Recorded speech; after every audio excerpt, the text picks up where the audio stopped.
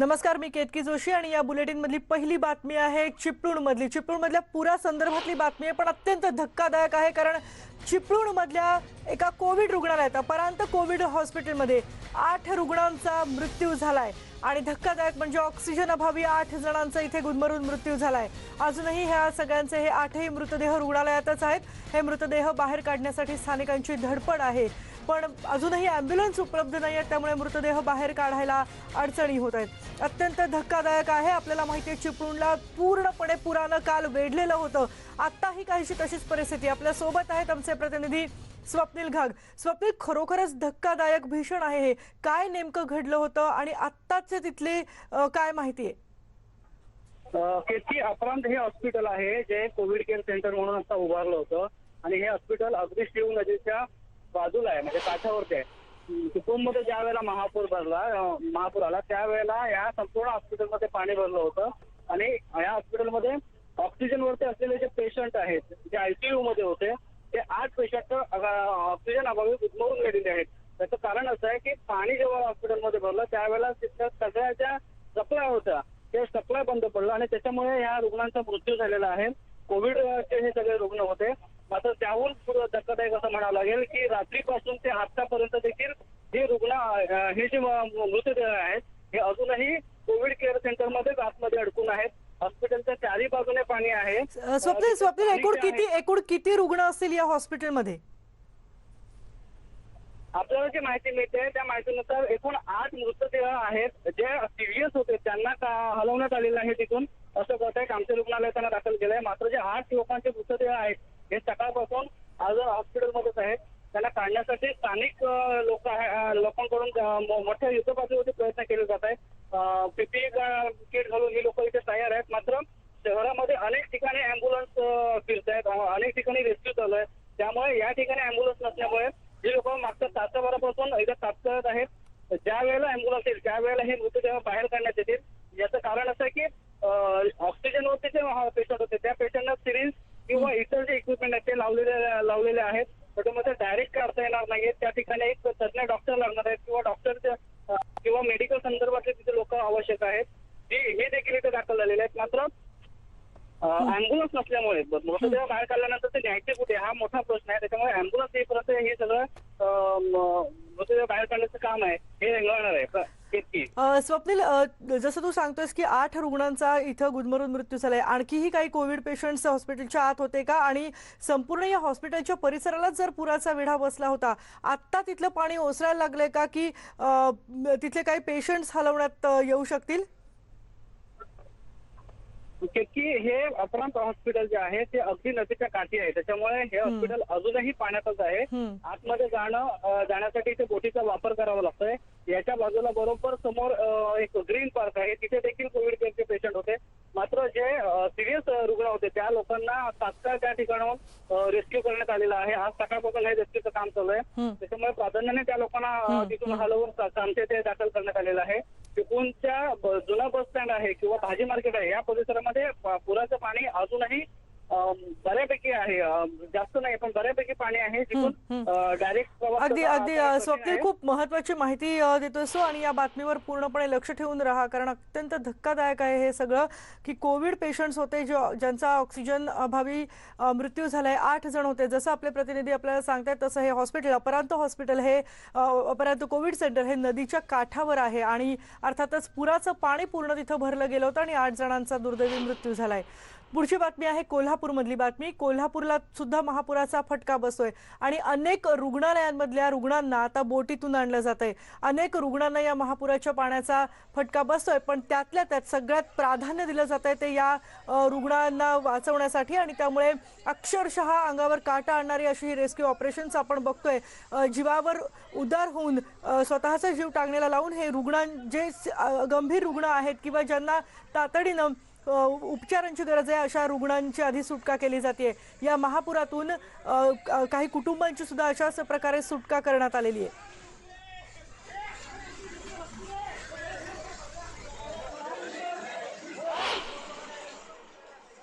कोल्हापूर जिल्ह्यातली पूर परिस्थिती गंभीर होत चाललेली आहे आणि त्याचा फटका बऱ्याचशा रुग्णालयांना देखील बसलाय. कोल्हापूर शहरातल्या सखल भागात पाणी आलेलं आहे. मी सध्याचं हे चित्र तुम्हाला दाखवतो. ही दृश्य आहेत नागाळा पार्क परिसरातली आपण पाहतो या समोरच्या बोटीत हे सगळे पेशंट्स आहेत आणि त्या सगळ्या पेशंट्सना आता हलवलं जात आहे, पुराच्या पाण्यातनं आणलं जात आहे. आपण पाहतो ही अशा पद्धतीनं ही बोट, त्या बोटीमध्ये हे सगळे पेशंट्स आहेत आणि अनेक हॉस्पिटल्स नागाळा पार्कातल्या या सगळ्या परिसरामध्ये आहेत आणि अशा पद्धतीनं त्या सगळ्या पेशंट्सची सुटका केली जाते. त्यामध्ये अनेक वेळा कोविड पेशंट्स देखील आहेत. आत्ता आपण पाहतोय ऑक्सिजन सिलेंडरवर एक आजी आहेत, त्या देखील या ठिकाणी आहेत आणि त्यांना देखील आता बाहेर काढलं जातं. दुसरीकडे पलीकडे एक बोट आपण पाहतोय, त्या बोटीमधून इतर नागरिकांची सुटका केली आहे नागाळा पार्क परिसरात राहणाऱ्या.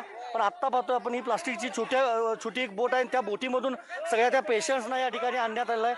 मागे जर आपण नजर टाकली तर बऱ्याचशा भागामध्ये अशा पद्धतीनं पुराचं पाणी जे आहे ते घुसलेलं आहे. आपण पाहतोय अशा पद्धतीने हे सिलेंडर्स आणि बाजूला ह्या आजी आहेत, त्या आजींना अक्षरशः उचलून धरलेलं आहे आपण पाहतोय हॉस्पिटलच्या कर्मचाऱ्यांनी. आणि अशा पद्धतीनं हे रेस्क्यू ऑपरेशन या ठिकाणी सुरू आहे. अनेक पेशंट्स हे वेगवेगळ्या हॉस्पिटल्समध्ये अडकले, त्यांची सगळी सुटका करण्याचं जे काम आहे ते जिल्हा प्रशासन असेल किंवा स्थानिक प्रशासन आणि हॉस्पिटलचं प्रशासन त्यांच्या वतीनं सुरू आहे. आपण पाहतोय दुसऱ्या एका आजींना आता घेऊन जात आहेत. परत आता ही बोट निघालेली आहे आणखी पुढच्या पेशंट्सला आणण्यासाठी. अशा पद्धतीचं हे रेस्क्यू ऑपरेशन कोल्हापूरमध्ये केलं जात आहे. 2019 साली ज्यावेळा महापूर आला होता त्यावेळा देखील हीच परिस्थिती होती आणि यंदा देखील ही परिस्थिती अशीच पाहायला मिळते. संदीप राजगोळकर, न्यूज 18 लोकमत, कोल्हापूर. महापुराचं संकट तर आलंय, पण आता यातून शक्य तितक्या जास्तीत जास्त लोकांना वाचवण्यासाठी हे सगळे प्रयत्न सुरू आहेत आणि हे सगळे अपडेट्स आम्ही तुमच्यापर्यंत आमच्या प्रतिनिधींच्या मार्फत पोहोचवत राहतोय. महापुराचा सगळ्यात मोठा तडाखा बसलाय तो चिपळूणला. या महापुरामध्ये नागरिकांचं, तिथल्या रहिवाशांचं प्रचंड नुकसान झालंय. पुराच्या पाण्यात अनेक गाड्या बुडाल्यात आणि आता पुराचं पाणी ओसरल्यानंतर या पुरानं किती नुकसान केलंय त्याची दाहकता दिसून येते. अनेक गाड्या रस्त्यावर या अशा अस्ताव्यस्त पडलेल्या पाहायला मिळतात. अनेक दुकानांमध्ये पाणी शिरलंय, त्यामुळे व्यापाऱ्यांचं खूप मोठं नुकसान झालंय. चिपळूणच्या खेरडी या गावामध्ये काल तब्बल 15 फुटांपर्यंत पाणी साचलं होतं, त्यामुळे दुचाकींसह 4 चाकींचं सुद्धा खूप मोठं नुकसान झालंय. रात्रीमधून पाऊस कमी झाला, पाणी काही प्रमाणात ओसरलं आणि काय नेमकी आता तिथली परिस्थिती आहे याचा आढावा घेतलाय आमचे प्रतिनिधी वैभव सोनवणे यांनी. चिपळूणच्या अलीकडे 4 किलोमीटर खेरडी नावाचं गाव आहे. काल इथं पूर्ण पहिल्या मजल्यापर्यंत पाणी भरलेलं होतं. आपण गाड्यांची अवस्था पाहतोय काय झाली आहे. इथं साधारण 15 फुटांपर्यंत पाणी होतं. इथले स्थानिक नागरिक आहेत, त्यांना विचारूया आपण किती पाणी होतं काल. इथं पाणी किती होतं काल? हे वरपर्यंत आहे, ते बघा वरती गेलंय सगळं पाणी. ते बघा ती लाईन वगैरे आहे ना, ते तिकडली या 15 फुटाच्या वरती पाणी जे आहे ते गेलेलं होतं. आपण गाडीची अवस्था पाहतोय काय झालं.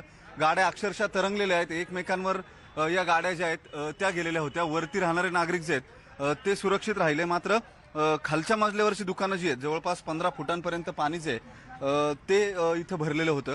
रात्रीतून पाऊस कमी झाल्यामुळे हे पाणी ओसरलंय. आपण पाण्याचा मार्ग जो आहे तो पाहू शकतो. वरती इथपर्यंत साधारण या परिसरामध्ये 2 किलोमीटरच्या हीच परिस्थिती जी आहे ती कायम होती. इथं सगळ्या दुकानांचं कोट्यवधी रुपयांचं नुकसान झालेलं आहे. अनेक गाड्या ज्या आहेत ते या पाण्यानं वाहून एकमेकांवरती चढून बसलेल्या आपण पाहतोय. आता सकाळच्या सुमारास पाणी ओसरल्यानंतर हा रस्ता जो आहे तो खुला झालाय. मात्र चिपळूणच्या अलीकडे जवळपास 2 किलोमीटरला रस्ता जो आहे तो बंद होतोय. आपण आणखी परिस्थिती जी आहे ती पाहूया. या मुख्य रस्ता आहे हा चिपळूणला जाणारा, त्याच्या अलीकडे 4 किलोमीटरवर खेरडी हे गाव आहे आणि या गावाची परिस्थिती जी आहे ती आपण पाहतोय.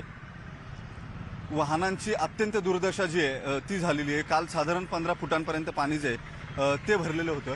या गाळ्यांमध्ये आपल्याला अंदाज येऊ शकतो पाणी जे आहे ते किती वरती गेलेलं होतं. इथं पूर्ण गाड्या ज्या आहेत या पाण्याखाली बुडालेल्या होत्या. या रस्त्यावर लावलेल्या गाड्या ज्या आहेत त्या तरंगून इथं आल्यात.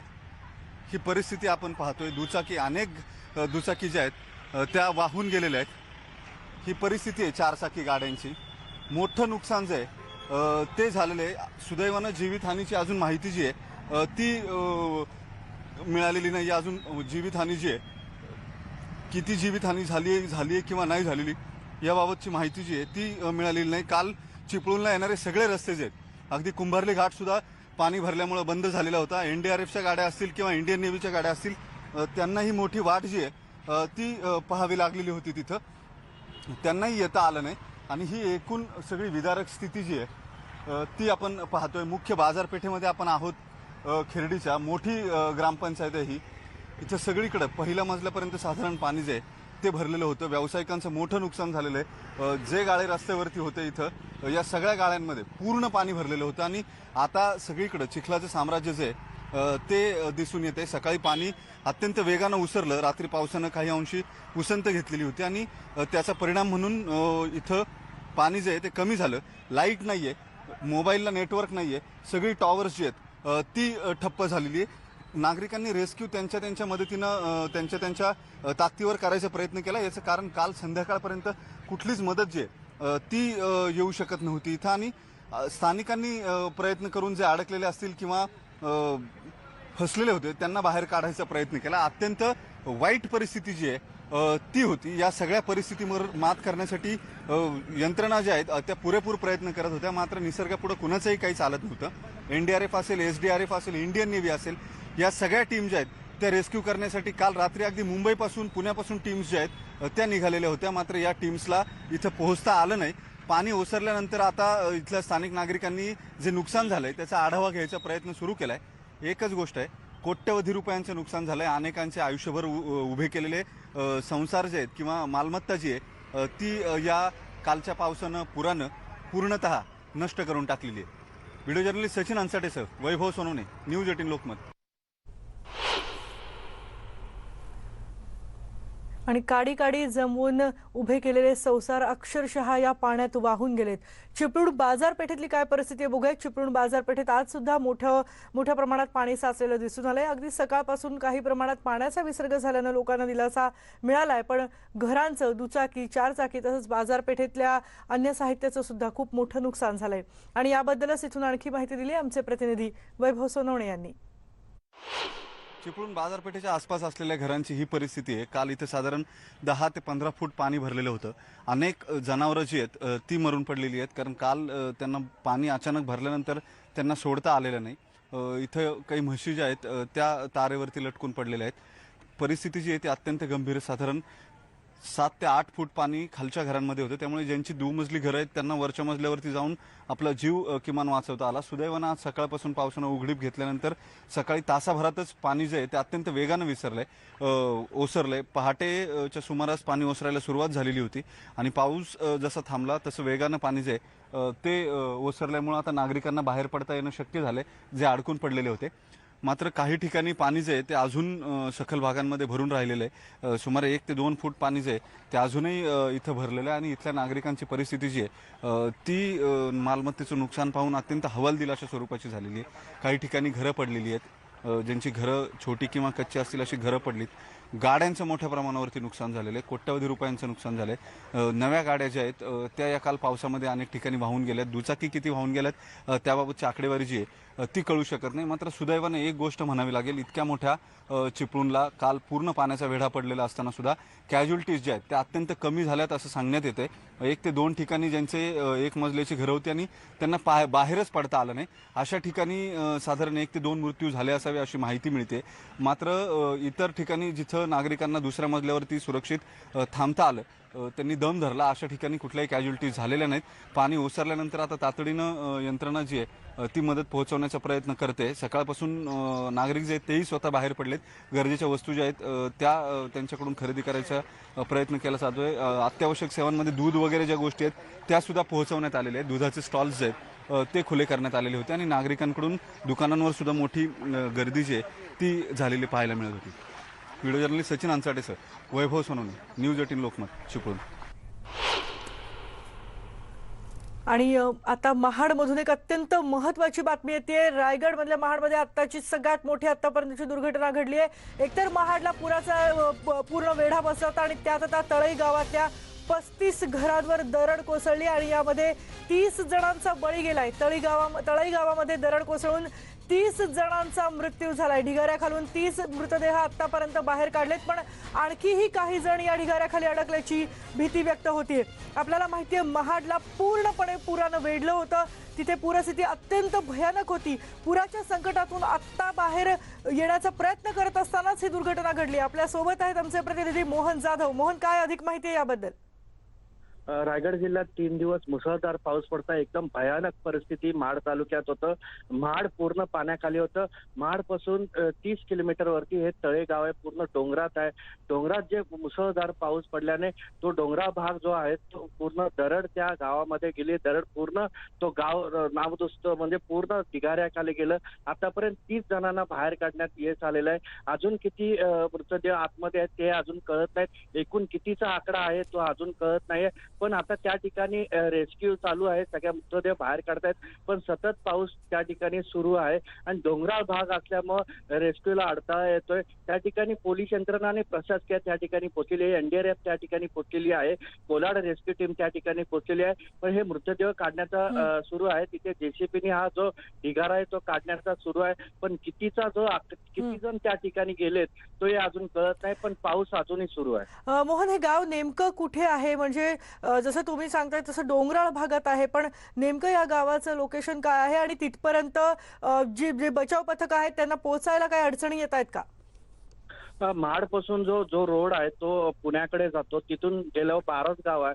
तिथून तो राईट मारून डायरेक्ट डोंगराकडे जातो. पूर्ण डोंगर भाग आहे, पूर्ण चढ आहे, उतार अजिबात नाही, चढ आहे, पूर्ण डोंगराळ भाग आहे. आणि त्या ठिकाणी मुसळधार 300 मिलीमीटर पाऊस त्या ठिकाणी पडलेला आहे. आणि काल जी घटना घडलेली ती भयानक होती. पूर्ण डोंगराळ भाग त्या ठिकाणी सगळं डोंगराचा भाग त्या गावाकडे गेलेला आहे. गाव पूर्ण हे झालेलं आहे, पूर्ण दरडीखाली गेलेलं आहे. पण किती लोक आहेत, किती मुलं आहेत, किती बायका आहेत अजूनही कळत आहे. पण त्या ठिकाणी जसं जसं बॉडीज मिळत आहेत तसं तसं बाहेर काढतात. आतापर्यंत 30 जणांना बाहेर काढलेलं आहे. पण अजून किती लोक आहेत, किती त्या ठिकाणी नागरिक फसलेले आहेत का, किती हे लोक झालेले आहेत ते अजून आकडा प्रशासनाकडून कळाले नाही. पण त्या ठिकाणी पूर्ण रेस्क्यू सुरू आहे, बाहेर काढण्याचं काम सुरू आहे. मोहन, जसं तुम्ही सांगताय मुसळधार पाऊस या भागामध्ये सुद्धा पडतोय, अजूनही तिथे पाऊस सुरू आहे. काय नेमकी आत्ताची तिथली परिस्थिती सांगता येईल? कारण आणि किती घरं साधारण या परिसरात असतील, या गावामध्ये किती रहिवासी असतील याचा काही अंदाज? तळेगाव हे महाड पासून 30 किलोमीटर वरती आहे, पूर्ण डोंगरात आहे. पण किती लोक, किती नागरिक त्या ठिकाणी होते, त्या घरांमध्ये किती होते. पण सतत 4 दिवस महाड तालुक्यात पाऊस पडत होता, त्या ठिकाणी पाऊस पडत होतं. पण किती नागरिक आहेत हे अजून अद्याप कळत नाही. पण पाऊस सतत पडत असल्यामुळं रेस्क्यूला अडथळा येतोय. डोंगराळ भाग असल्यामुळं त्या ठिकाणी गाड्या किंवा अँब्युलन्स त्या ठिकाणी ते रेस्क्यूचे जे लोक आहेत त्या ठिकाणी पोहोचून ढिगाऱ्याखालना जे लोक आहेत त्यांना काढण्याचं काम सुरू आहे. आता सगळे एनडीआरएफ, नेव्ही त्या ठिकाणी पोहोचते, सगळे रेस्क्यू टीम त्या ठिकाणी पोहोचून किती लोक आहेत अजूनही प्रशासनाला कळत नाहीये की किती नागरिक या ठिकाणी होते, किती लोक त्या दरडी गेलेले आहेत अजूनही अद्याप कळत नाहीये. मोहन, खरोखर हे खूप भयानक आहे. कारण ढिगारा उपसण्याचं काम सुरू जरी असलं तरी ते काम वेगानं करण्यासाठी पाऊस थांबणं खूप आवश्यक आहे. आता संपूर्ण महाडमधलं काय चित्र आहे? कारण काल पाऊस अखंड सुरू होता, पुराचं पाणी कमी होत नव्हतं. आत्ताची तिथली काय परिस्थिती आहे? आता 4 दिवस महाड तालुक्यात पाऊस पडत होतं. तिथे काळ नदी आहे, सावित्री आहे, त्या ठिकाणी पूर्ण तुडुंब भरून धोक्याच्या पातळीच्या वरती भरलेलं होतं. 2005 पेक्षा महाडमध्ये परिस्थिती अतिशय भयानक होती. 15 ते 16 फूट म्हणजे दुसरे ते तिसऱ्या मजल्यापर्यंत पाणी गेलं होतं. रात्रीचं खूप भयानक परिस्थिती होती. लोक पहिल्या मजल्यावर, दुसऱ्या मजल्यावर, तिसऱ्या म्हणजे टेरेस, काही पत्र्यावर जाऊन पोहोचले होते. पण Kolad rescue team, Mahesh Sanap team त्या ठिकाणी काल पोहोचून त्या लोकांना 100 ते 200 लोकांना पोहोचलेलं बाहेर काढण्यात आलेलं आहे. लाडवले असू दे, चिंदेकोंड असू दे किंवा महाडच्या लोकांना बाहेर काढण्यात यश आलेलं आहे. पण कुठेही दुर्घटना अशी घडली नाही, कुणाचं मृतदेह झालेला नाही, सगळे सुखरूप आहेत. पण नुकसान खूप झालेलं आहे. गाड्यांचं खूप नुकसान झालेलं आहे. बाजारपेठेतल्या सगळ्या वस्तूंचे, त्यांच्या घरांचे खूप नुकसान झालेलं आहे. पूर्ण महाड तालुका, अजूनही महाड तालुक्यात पाणी आहे, अजूनही पाऊस पडतोय. त्या ठिकाणी आता सगळे टीम पोहोचलेले आहेत. आता सकाळी एनडीआरएफ आणि नेव्ही या ठिकाणी त्या ठिकाणी पोहोचले आहेत. पण काल 2 दिवसापासून कोलाड रेस्क्यू टीम त्या ठिकाणी काम करून सगळ्या लोकांना वाचवण्यात यश आलेलं आहे. मोहन, या सगळ्या महापुराचं कव्हरेज करत असताना तुम्ही देखील काल रात्रभर अडकला होतात या पुराच्या पाण्यामध्ये. एकतर त्याबद्दल सांगाल, आणि दरड कोसळण्याची घटना फक्त याच ठिकाणी घडली आहे का आणखी काही ठिकाणी अशा प्रकारे छोट्या मोठ्या घटना घडल्या आहेत? रायगड जिल्ह्यात 8 दिवसापासून दिघी येथे दरड कोसळली होती. मुरुडच्या ठिकाणी दरड कोसळली, त्याचे 3 घरं नादुरुस्त झाले होते, सगळे हे झाले होते. तसेच 10 जणांचं वाहून मृत्यू झालेले आहेत, त्यातले 7 जण आतापर्यंत सापडले आहेत. 3 जणांचा अद्यापी बेपत्ता आहे. रायगड जिल्ह्यात सगळ्या नद्या तुडुंब भरून वाहत आहेत. कुंडळी असू दे, आंबा असू दे, सावित्री असू दे, काळ असू दे, सगळे तुडुंब भरून वाहत आहेत. 300 ते 400 मिलीमीटर प्रत्येक तालुक्यात पाऊस पडतोय. इथं खूप भयानक परिस्थिती आहे रायगडमध्ये. आणि काल ही महाडची अवस्था खूप बिकट आहे. महाडमध्ये जे शिवतरगळ आहे त्या ठिकाणी दरड कोसळून 2 तसेच अडकल्या होत्या. तसेच रायगड किल्ल्याच्या पायथ्याची रोड बंद झाला होता. खूप हे पुराचं पाणी होतं, ते पुराचं पाणी सगळ्यावरती किंवा सगळ्या हायवे या ठिकाणी बंद, 2 दिवस बंद होतं. प्रवास बसेसमध्ये खूप हाल झाले. पण आज मुंबई गोवा हायवे सुरू झाला. भयानक परिस्थिती पूर्ण महाल होतं ते 2007 पेक्षाही जास्त होणार, 21 असं म्हटलं जातं. खूप भयानक परिस्थिती होती. सगळीकडे पाणीच पाणी असं दिसत होतं. घरांच्या वरती पाणी गेलं होतं आणि सगळे महाडकर जे होते घडून गेले होते. आणि दुसरं जे घटना आहे, मोहन मी तुम्हाला थांबवते. आपल्या सोबत आता आहेत सुनील तटकरे. सुनीलजी, महाड मधली पूर्ण परिस्थिती किंबहुना तिथली सगळीच पूर्ण परिस्थिती तुम्हाला चांगलीच माहिती असेल. दरड देखील कोसळलेली आहे. तळई गावामध्ये खूप मोठी दुर्घटना होऊन आत्ताची तिथली एकूण परिस्थिती काय आहे? तुमच्याकडे आता आलेली जी नवीन माहिती आहे त्यानुसार काय आकडेवारी सांगते? मी आता महाड शहरामध्येच आहे. महाड शहरामध्ये 13 फूट पाणी या ठिकाणी होतं.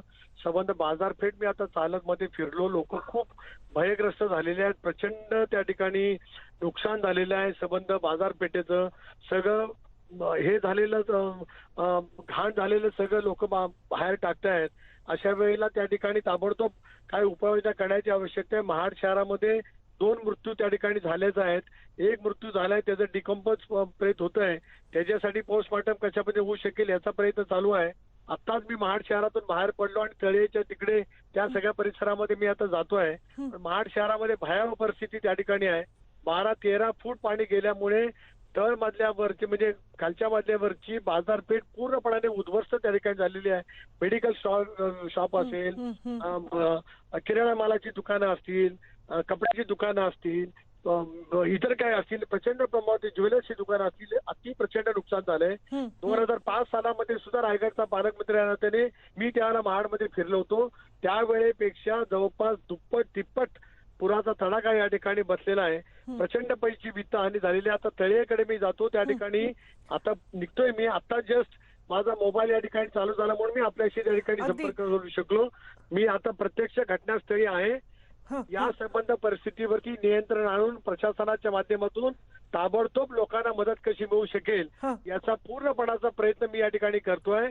आमदार अनिकेत सुद्धा या ठिकाणी आहे. त्यांनी जवळपास 20 लोकांची रेस्क्यू टीम या ठिकाणी आणलेली आहे.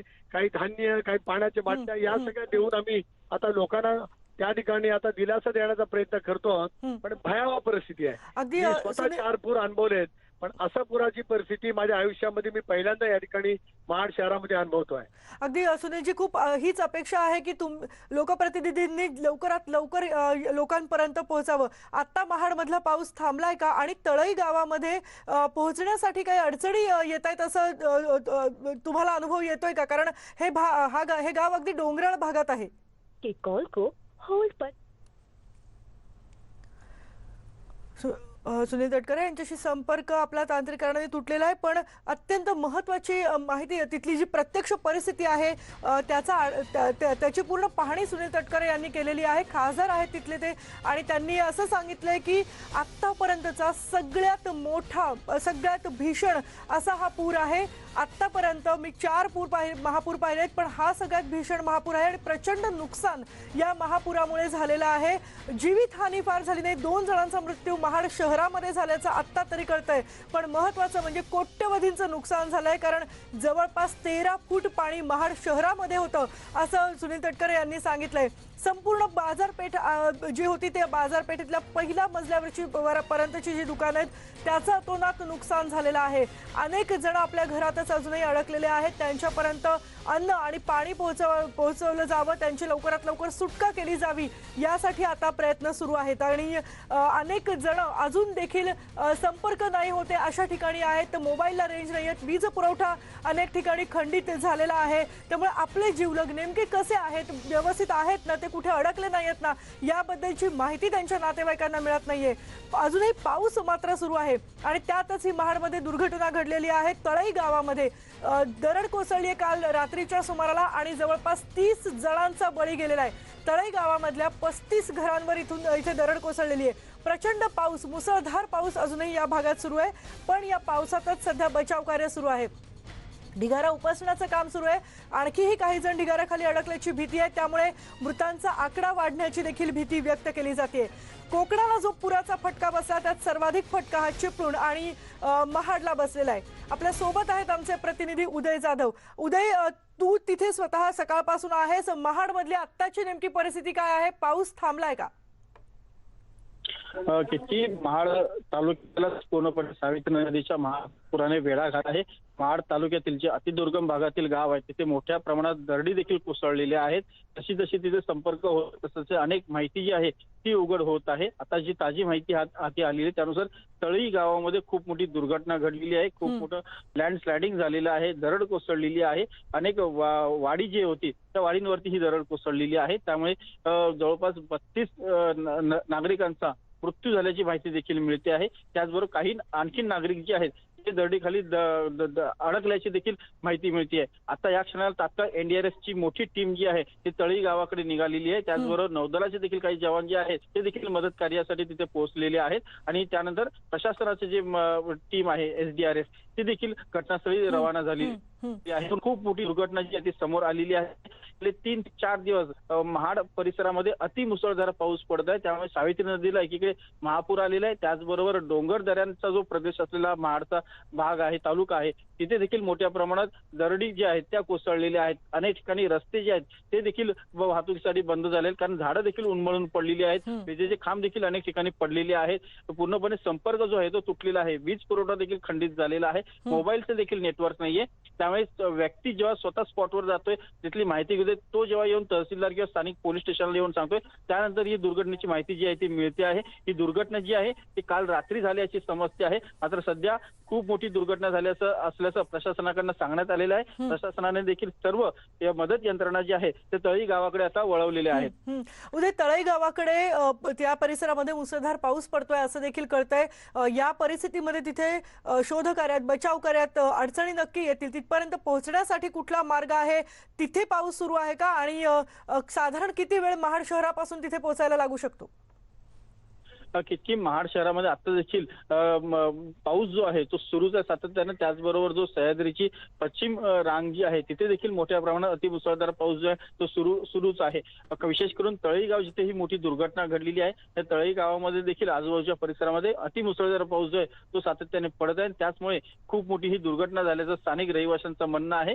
दरड कोसळलेली आहे आणि दरडीचा भाग जो खूप मोठा आहे त्या दरडीच्या खाली अनेक कुटुंब जे आहेत ते आलेले आहेत. सध्या जी काही ताजी माहिती मिळते त्यानुसार 32 हा आकडा मृतांचा सांगण्यात येत आहे. मात्र हा आकडा वाढण्याची देखील शक्यता व्यक्त केली जात आहे.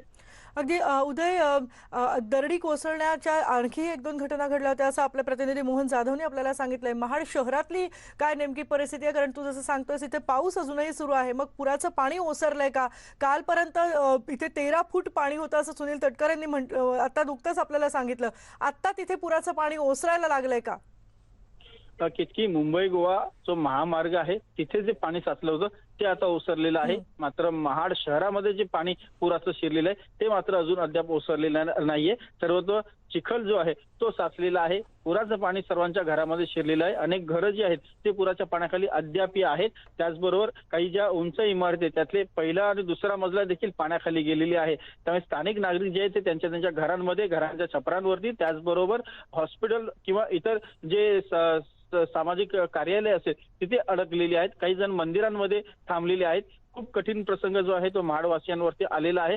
काही प्रमाणात पाऊस उसंती घेत आहे, त्यावेळेला एनडीआरएफ असेल, नेव्हीचे बचाव कार्य असेल ते त्यांच्यापर्यंत पोहोचत आहे. पाणी असेल किंवा इतर खाद्यपदार्थ जे आहे ते बचाव कार्य करणाऱ्या ज्या तुकड्या आहेत ते त्यांच्यापर्यंत पोहोचवत आहेत. त्याचबरोबर काही रुग्ण असतील त्यांना देखील जवळच्या हॉस्पिटलमध्ये नेलं जात आहे. काही ठिकाणी मृत्यूची देखील संख्या जी आहे ती सांगितली जात आहे. त्यांना देखील अन्यत्र जे आहे हलवण्याचं काम सध्या सुरू आहे. खूप महाडवासियांवरती आलेला आहे सध्या आणि महाडला चारही बाजूने सावित्री नदीच्या पुराचं पाण्याने पूर्णपणे वेढलेलं आहे. आता परिस्थितीतून मार्ग काढण्यासाठी प्रशासन इतर ज्या बचाव कार्य यंत्रणा आहे ते सर्व मदत करतायत, परंतु पाणी अजूनही ओसरलेलं नाहीये. महाड शहर अजूनही पुराच्या पाण्याखालीच आहे. उदय, साधारणपणे एनडीआरएफच्या किंवा एसडीआरएफच्या किती टीम इथे आलेल्या आहेत? कारण जसं तू सांगतोय तसं अनेकांच्या पहिल्या मजल्यापर्यंत, घराच्या पहिल्या मजल्यापर्यंत पाणी गेलेलं आहे. म्हणजे तिथल्या लोकांना सुद्धा बाहेर काढणं आता गरजेचं आहे, कारण पाणी रात्रभर हे असंच असेल. मग एकूण किती टीम काम करतायत आता? किती आता एनडीआरएफचे एकूण 7 बोटी ज्या आहेत त्या महाड शहरामध्ये रेस्क्यू ऑपरेशन सुरू आहे त्यांचं. त्याचबरोबर नेव्हीच्या 2 बोटी आहेत आणि सगळ्यात महत्वाचं म्हणजे एक खासगी ऍडव्हेंचर कोलाड इथली त्यांनी देखील इथे मदत कार्य मोठ्या प्रमाणात काल रात्रीपासूनच सुरू केलेले. त्यांच्या 3 अतिरिक्त बोटी ज्या आहेत त्या यांनी इथे मोठ्या प्रमाणात काम केले. त्यांनी जवळपास 150हून अधिक रहिवाशांचा जीव वाचवलेला आहे. त्या सुरक्षित ठिकाणी ते हलवलेलं आहे. तर स्थानिक पोलीस असतील, एसडीआरएफचे जवान असतील ते देखील मदत कार्यात मोठ्या प्रमाणात इथे गुंतलेले आहेत. मदत कार्य करत असताना अनेक ठिकाणी मोबाईल जे आहे कनेक्शन ते बंद पडलेले, वीज पुरवठा खंडित झालेला आहे. त्यामुळे लोक कुठे नेमके अडचणीत सापडलेले आहेत हे देखील कळण्यास मार्ग जो आहे तो मिळत नाहीये. त्यामुळे जेव्हा एनडीआरएफचे जवान असतील किंवा एसडीआरएफचे जवान असतील, नौदलाचे जवान असतील ते बोटीने प्रत्येक त्यातल्या कुठल्या ना कुठल्या भागामध्ये जातात तेव्हा तिथे सांगितलं जातं की इथे मोठ्या प्रमाणात पाणी तुंबलेलं आहे, तिथले रहिवासी मोठ्या प्रमाणात संकटात आहे, तेव्हा तिथे त्यांना मदत पोहोचवली जात आहे. जोपर्यंत मोबाईल यंत्रणा सुरू होत नाही तोपर्यंत कोण किती अडचणीत आहे हे अधिक सुस्पष्ट होऊ शकतं आणि अधिक समजू शकतं. अगदी उदय, आणि जसं तू दरडीचं सांगतोयस, आतापर्यंत 32 मृतदेह तिथून काढण्यात आलेले आहेत. तिथे किती टीम पोहोचलेल्या आहेत आणि किती वेळात आणखी तिथे पोहोचू शकतील?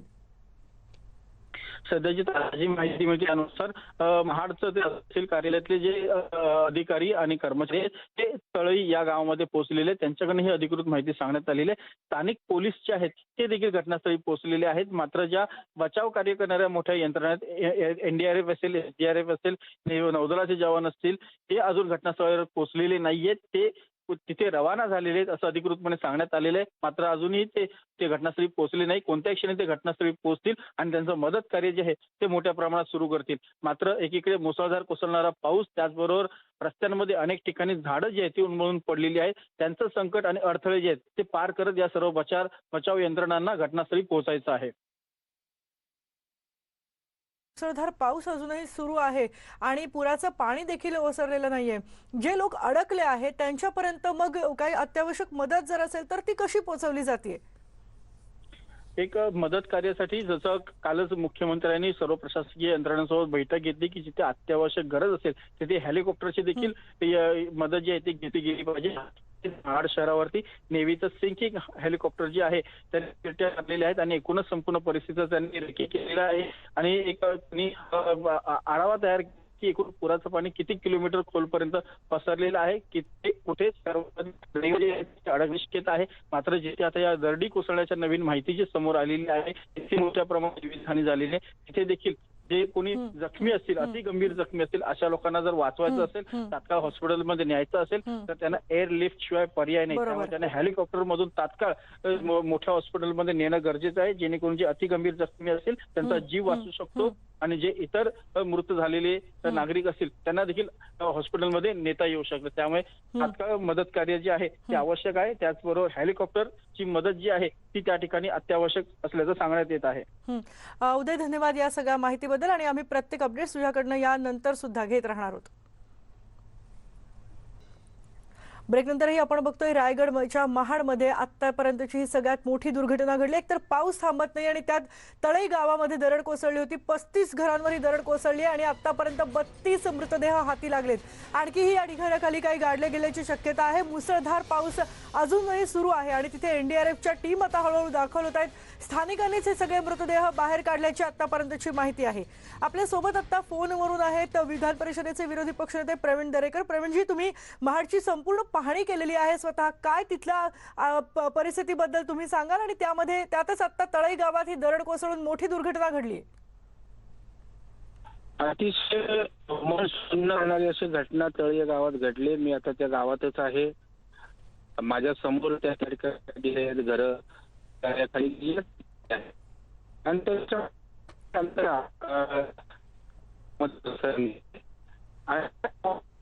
दुःख देणारी गोष्टी काल 4 वाजता ही घटना घडली आणि 4 वाजल्यापासून ते आता 1 वाजेपर्यंत प्रशासनाचा एकही अधिकारी, जिल्हाधिकाऱ्यांपासून प्रांत तहसीलदार सर्कल ते तलाठी साधा या ठिकाणी पोहोचू शकला नाही. म्हणजे जर आज सांगतात की कम्युनिकेशन होत नव्हतं, संपर्क साधत नव्हतं, समजू शकतो आम्ही. परंतु या ठिकाणी पालकही येऊ शकतो, होडीने येऊ शकलो असतो महाडच्या इथून. कारण ठाण्यातनं आणि मुंबईतनं तरुण मुलं आली ज्यांनी या ठिकाणी ढिगारे उडण्याचं काम केलं. 30-32 मृतदेह ग्रामस्थांनी त्या ठिकाणी बाजूच्या काढले आणि त्याच्यामुळं एवढी बेफिकिरी बेपरवाही या ठिकाणी खरोखर शरम आणणारी असं म्हटलं. कारण आता एनडीआरएफची पथकं येत आहेत. त्या आपण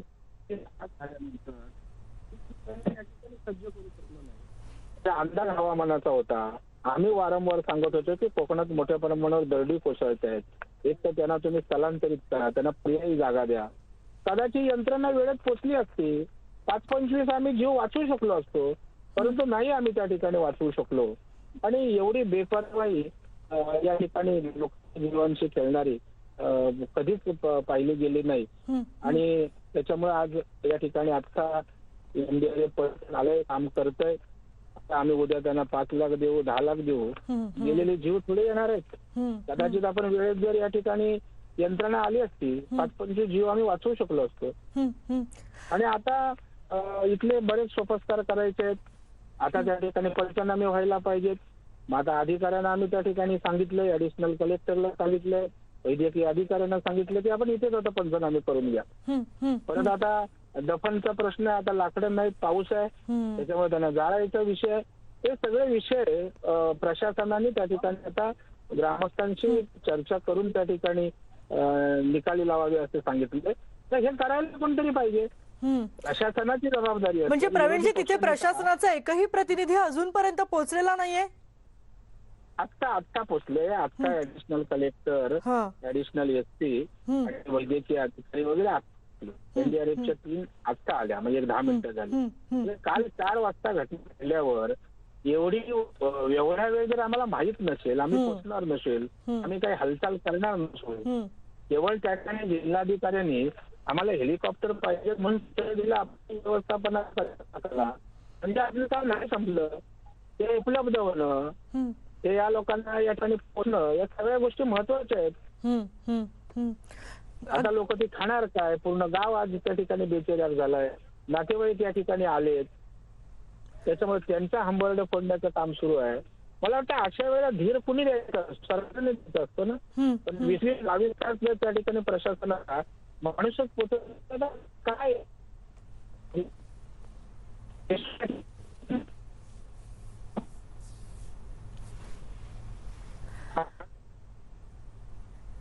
प्रवीण दरेकर यांच्याशी संपर्क तांत्रिक कारणानं पुन्हा एकदा तुटलेला आहे. पण जसं प्रवीण दरेकर सांगतात की काल ही दुर्घटना घडली आहे, पण आत्तापर्यंत तिथे प्रशासनाचं कोणीही पोहोचलं नव्हतं. एनडीआरएफच्या टीम देखील आत्ता पोहोचलेल्या होत्या आणि त्यामुळे कदाचित काही जणांचे प्राण, काल जर हे सगळं पोहोचलं असतं तर, किंवा सकाळी लवकर पोहोचलं असतं तर काही जणांचे प्राण वाचले असते, असं देखील प्रवीण दरेकर यांनी म्हटलेलं आहे. तळाई गावातली ही दुर्घटना आहे आणि 32 जणांचा आतापर्यंत मृतदेह हाती लागलेले आहेत। आता एनडीआरएफच्या टीम तिथे पोहोचलेल्या आहेत आणि आता एनडीआरएफच्या टीम ढिगारा उपसण्याचं काम सुरू करतील। पण डोंगराळ भागामध्ये 35 घरांवर ही दरड कोसळली आणि त्यामध्ये आतापर्यंत 32 जणांचे मृतदेह हाती लागलेले आहेत, जे सगळे तिथल्या स्थानिकांनी काढलेत। महाड शहरापासून काही अंतरावर हे गाव आहे। अनेक जण, आणखी काही जण या गावातल्या ढिगाऱ्याखाली अडकल्याची भीती आहे, त्यामुळे अर्थातच मृतांची आकडेवारी सुद्धा वाढण्याची शक्यता आहे। मुसळधार पाऊस अजूनही सुरू आहे, जसे आमचे प्रतिनिधी सांगतायत। महाडमध्ये गेल्या 4 ते 5 दिवसांपासून सलग पाऊस सुरू आहे। सावित्री नदीच्या पुरानं संपूर्ण महाडला वेढलेला आहे आणि अजूनही पाऊस कमी झालेला नाहीये। आणि यानंतर आपण इथे एक ब्रेक घेतोय, पण असेच आम्ही सगळे कोकणचे अपडेट्स, तिथल्या महापुराचे प्रत्येक गोष्ट तुमच्यापर्यंत पोहोचवत राहणार आहोत। पहा फक्त न्यूज 18 लोकमत।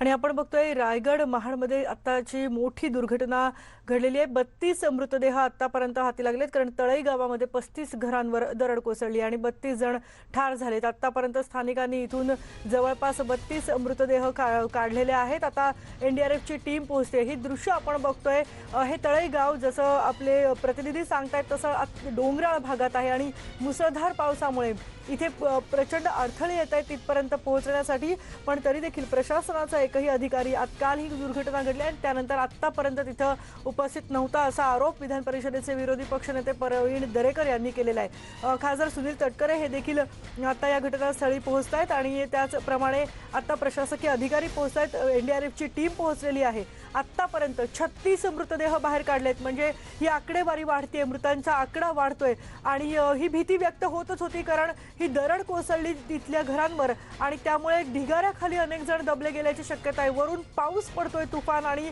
त्यातच ही दरड कोसळलेली आहे, त्यामुळे अनेक जण दबले जाण्याची शक्यता आहे। आता तिथे हे जे बचाव कार्य आहे त्याला सुरुवात होईल। तोपर्यंत जितके शक्य आहे तितकं बचाव कार्य तिथल्या स्थानिकांनी केलेलं आहे, पण अत्यंत वाईट अवस्था आहे, भीषण अवस्था आहे। आतापर्यंतचा महाडला सर्वात मोठा पुराचा फटका हा बसला आहे असं सांगितलं जात आहे।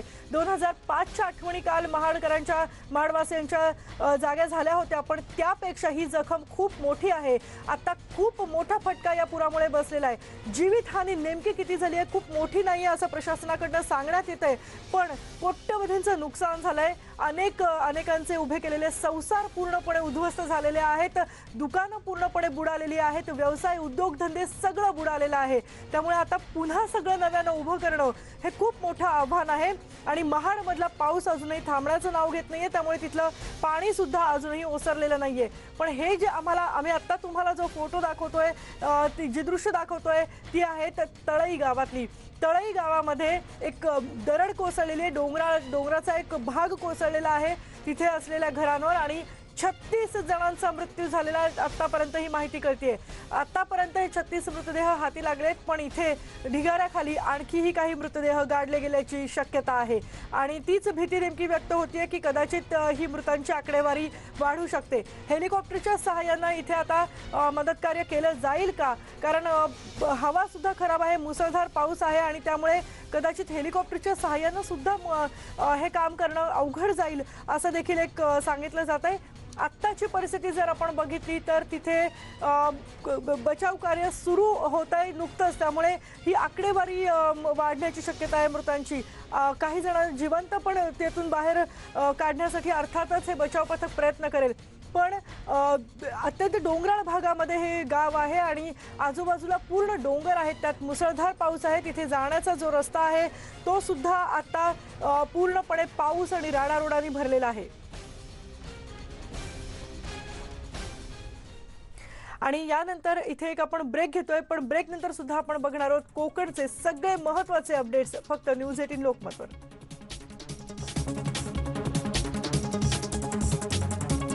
आपण बघतोय महाडला पुराचा फटका तर बसलेला आहेच आहे, पण महाडच्या तळई गावामध्ये 35 घरांवर दरड कोसळली आणि त्यामध्ये 36 जण ठार झाल्याची माहिती मिळते। आतापर्यंत ढिगाऱ्याखालून 36 जणांचे मृतदेह काढण्यात आलेले आहेत। आणखी काही जण या ढिगाऱ्याखाली अडकल्याची भीती व्यक्त होतीये।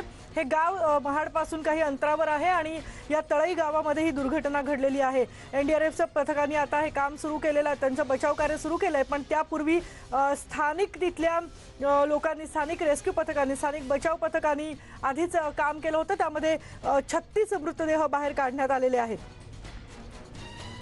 पाऊस अजूनही सुरू आहे आणि आपण दृश्य बघू शकतो इथल्या घरांवर ही जी दरड कोसळली आहे त्यामुळे काय अवस्था झाली आहे इथल्या घरांची आणि त्यामुळे सगळे जण या घरांमध्ये असलेले रहिवासी अर्थातच या ढिगाऱ्याखाली दबले गेलेत।